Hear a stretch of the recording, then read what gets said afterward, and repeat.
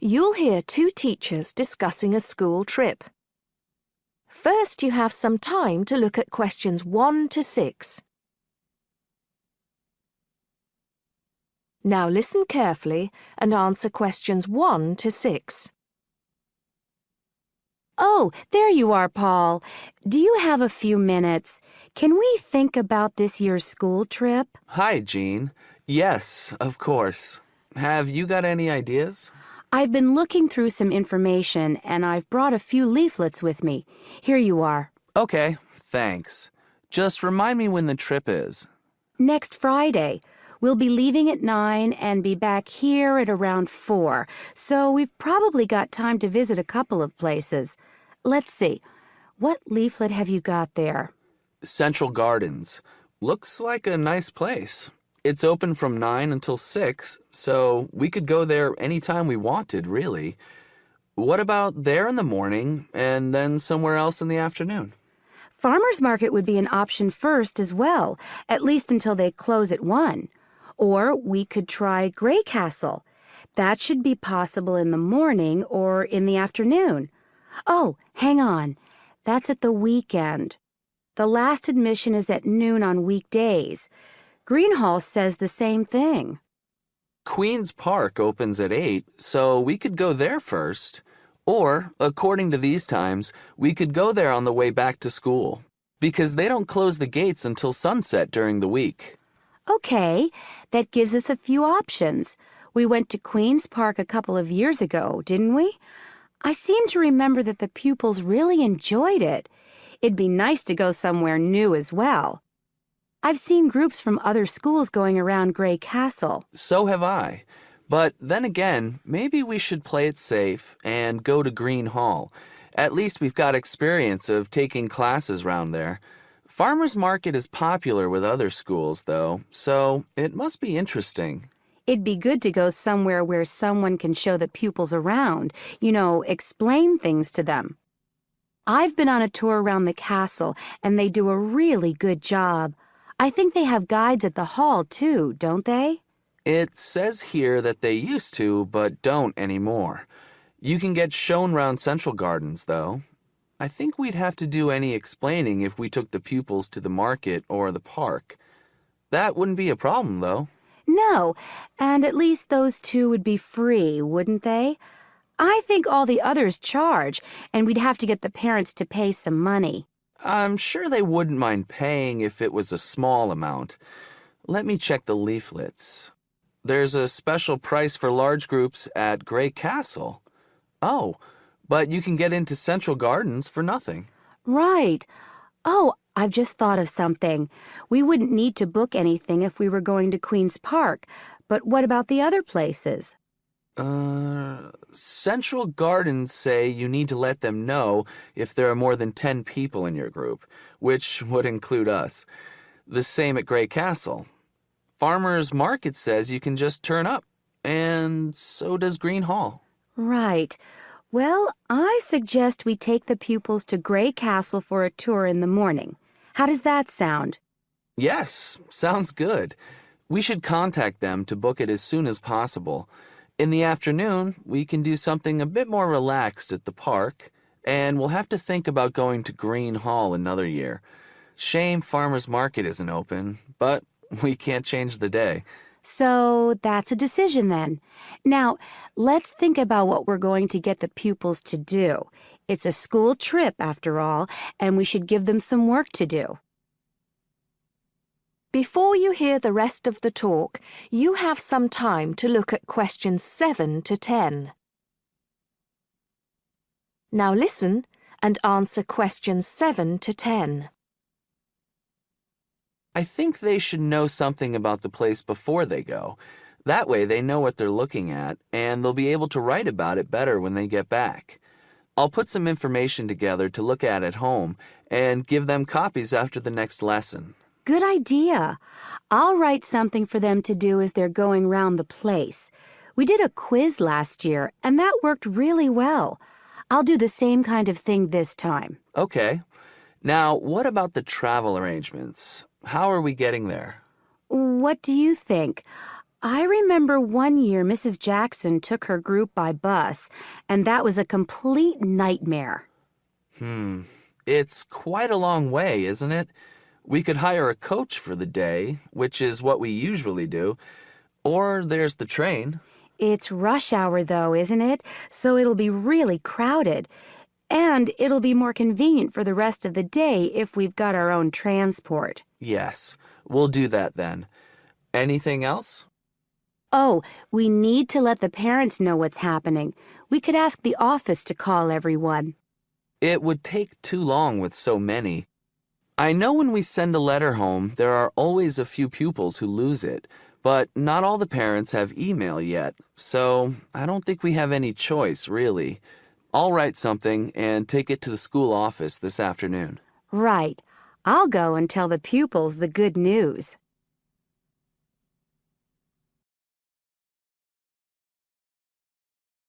That is the end of part 1. You now have half a minute to check your answers.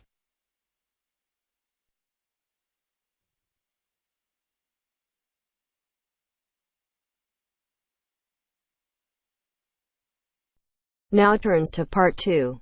Part 2. You will hear a talk by a wildlife specialist on a type of bird called a kiwi. First, look at questions 11 to 15. As you listen to the first part of the talk, answer questions 11 to 15.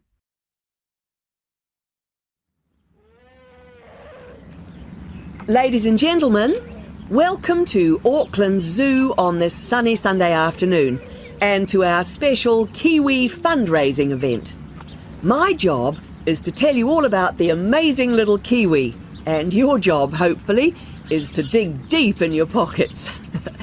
Now, for the benefit of our overseas visitors here today, I should explain first of all that the kiwi is the national bird of New Zealand, and sometimes New Zealanders themselves are known as kiwis. Now, while kiwis in the wild are a rare sight, the kiwi as a symbol is far more visible. Apart from being in toy stores and airport shops all over the world, you'll find them on our stamps and coins. The kiwi is the smallest member of the genus Apteryx, which also includes ostriches and emu. It gets its name from its shrill call, which sounds very much like this. Kiwi! Kiwi! Kiwis live in forests or swamps and feed on insects, worms, snails and berries. It's a nocturnal bird with limited sight, and therefore it has to rely on its very keen sense of smell to find food and to sense danger. Its nostrils are actually right on the end of its long beak, which is 1/3 of the body length. Now, here's an interesting fact. Although kiwis have wings, they serve little purpose, because the kiwi is a flightless bird. Since white settlement of the islands, kiwi numbers have dropped from 12 million to less than 70,000. And our national bird is rapidly becoming an endangered species. This is because they're being threatened by what we call introduced animals. Animals which were brought to New Zealand, such as cats and ferrets, which eat kiwi eggs and their chicks.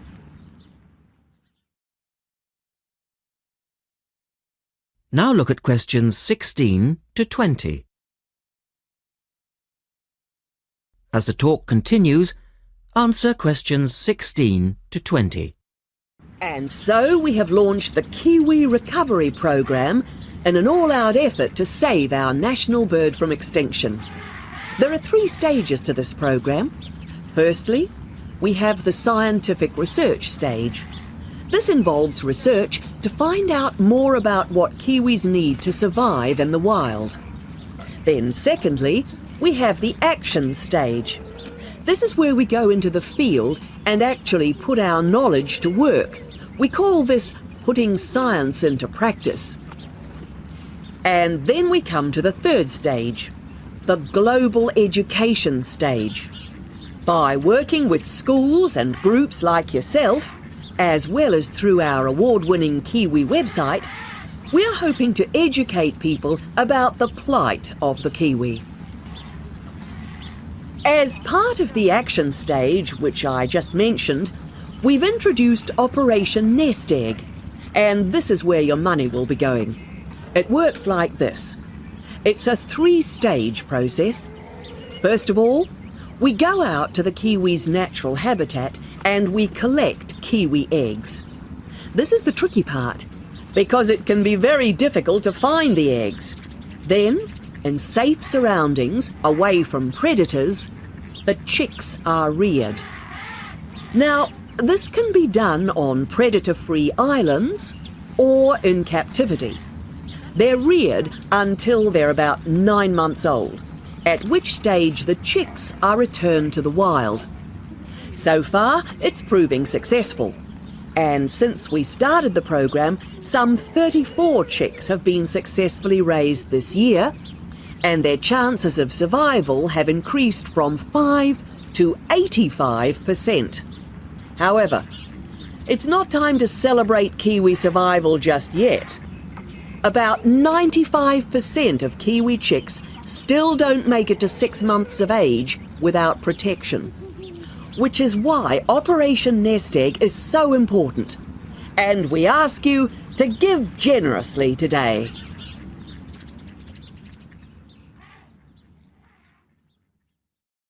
That is the end of part 2. You now have half a minute to check your answers.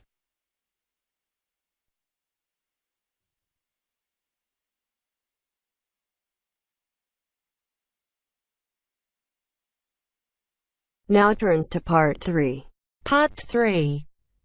In this section, you will hear a discussion between 3 people in a university tutorial. In the first part of the discussion, they're talking about city traffic and the motor car. First, look at questions 21 to 24. Now listen to the first part of the discussion and answer questions 21 to 24. We're very pleased to welcome Professor Isaac Nebworth to our tutorial group today. And he's come to share one of his pet passions with us, city traffic and our Western dependence on the motor car. I believe questions are quite welcome throughout. Thank you. Well, I know you're all very familiar with the superhighway here in Melbourne. But do superhighways automatically lead to super wealth, as our politicians would have us believe? I think not. Can you give us an example of what you mean exactly? Sure. Well, by continuing to encourage this dependence on the motor car, we simply create more congestion and more urban sprawl. And you can see that here in Melbourne, right under your nose. Excuse me, I would just like to say that I feel the sprawl is part of the city. The freeways mean people can enjoy the benefits of living away from the centre on larger blocks with gardens, but still be able to drive back into the city centre for work or entertainment. Well, I'm not convinced that people want to do that. And is our money being well spent? It may be okay for you now, but come back to me in 5 years' time. Let's take CityLink, for example, the new freeway here in Melbourne. Well, I use the freeway all the time. I think it's great. Ah, yes, but it cost $2 billion to build, and you could have gotten 10 times the value by putting the money into public transport. If you give the automobile road space, it will fill that space, and you'll soon find you'll be crawling along your CityLink. But surely you cannot simply blame the car. Some of the blame must rest with governments and city planners. Well, there is an argument, surely, that building good roads is actually beneficial because most new cars these days are highly efficient. They use far less petrol than in the past, and emissions of dangerous gases are low. Old, congested roads, on the other hand, encourage traffic to move slowly, and it's the stationary cars that cause the pollution and smog, whereas good roads increase traffic speeds and thus the amount of time cars are actually on the roads. Well, this is the old argument put forward by the road lobby, but for me it's clear-cut. Roads equal cars, which equal smog. Public transport is the way to go. In the second part of the discussion, The professor talks about public transport in different cities. Look at questions 25 to 30 first. As you listen to the discussion, complete the questions about public transport. Now, on that topic of public transport, I read somewhere recently that Australia isn't doing too badly in the challenge to increase the use of public transport. Better than America, granted. But by comparison with Canada, it's not so good. For instance, if you compare Toronto with the U.S. metropolis of Detroit, only 160 kilometers away, in Detroit, only 1% of passenger travel is by public transport, whereas in Toronto it's 24%, which is considerably better than Sydney, which can only boast 16%. Well, I think it's encouraging that our least car-dependent city is actually our largest city. 16% of trips being taken on public transport in Sydney isn't too bad. But it's a long way behind Europe. Take both London and Paris, for instance, where 30% of all trips taken are on public transport. Well, they do both have an excellent underground system. And Frankfurt comes in higher still at 32%. I understand that they've been very successful in Copenhagen at ridding the city of the car. Can you tell us anything about that experiment? Yes, indeed. Copenhagen is a wonderful example of a city that has learned to live without the motor car. Back in the 1960s, they adopted a number of policies designed to draw people back into the city. For instance, they paid musicians and artists to perform in the streets. They also built cycle lanes, and now 30% of the inhabitants of Copenhagen use a bicycle to go to work. Sydney, by comparison, can only boast 1% of the population cycling to work. It could have something to do with all the hills? Then they banned cars from many parts of the city, and every year 3% of the city parking is removed. And by constantly reducing parking, they've created public spaces and clean air. Really? There are also freely available bicycles, which you can hire for practically nothing. And, of course, they have an excellent public transport system. Well, that's all very well for Copenhagen, but I'd just like to say that some cities are just too large for a decent public transport system to work well, particularly in areas with low population. Because if there aren't many people using the service, then they don't schedule enough buses or trains for that route. I accept that there's a vicious circle here, but people do need to support the system. And secondly, the whole process takes so long because usually you have to change. You know, from bus to train, that sort of thing. And that can be quite difficult. Ultimately, it's much easier to jump in your car. And often it turns out to be cheaper. Sure, but cheaper for whom? You or society? We have to work towards the ideal and not give in all the time because things are too difficult. Anyway, let's move on to some of the results of the survey, which I think you'll agree. That is the end of part 3. You now have half a minute to check your answers.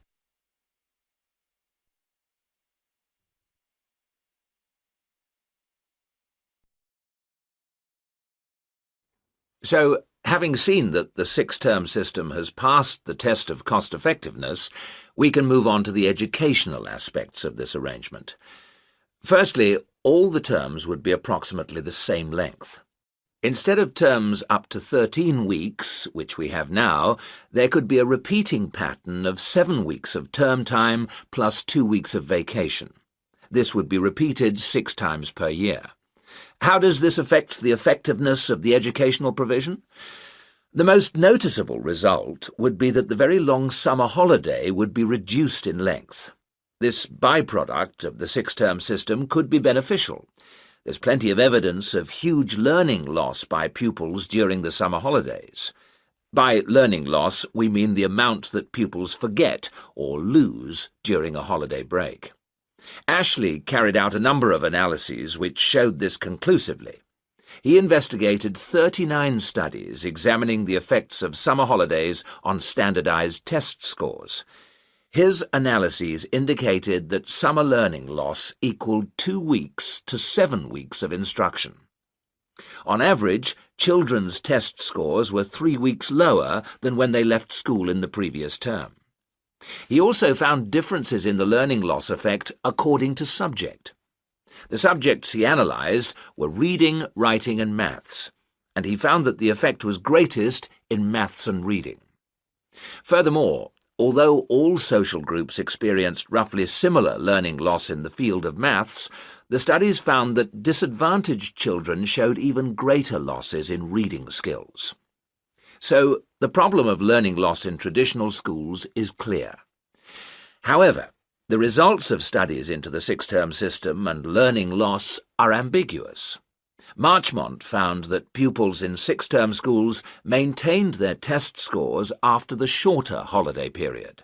This is certainly an improvement on the traditional system where, as we have seen, pupils perform worse after the summer break. Benson, however, found no differences between those in traditional schools and on the six-term schedule. It would seem reasonable that if long holidays result in learning loss, then shorter holidays should result in less learning loss. So we await the outcome of further studies. Historically, of course, everyone knows the reason for our system of 3 terms per year. In days when agriculture was of much greater importance in our working lives, it was essential that the children helped with the harvest. Later on, this changed, and more people moved into the towns. But then there was a new problem. Before air conditioning, it was very impractical to try to teach children in the summer months. Nowadays, that's no longer a barrier. One way of providing something different is the summer school. Here, there is a completely different kind of educational provision. Cooper and others investigated 93 summer schools and the results they achieved. They all had a positive effect on learning. Most summer schools, of course, have small classes, and class size was shown to have a positive effect.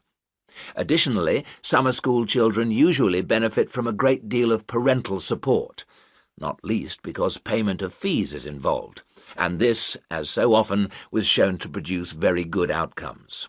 Results were most impressive, in maths in general. That is the end of part 4. You now have half a minute to check your answers.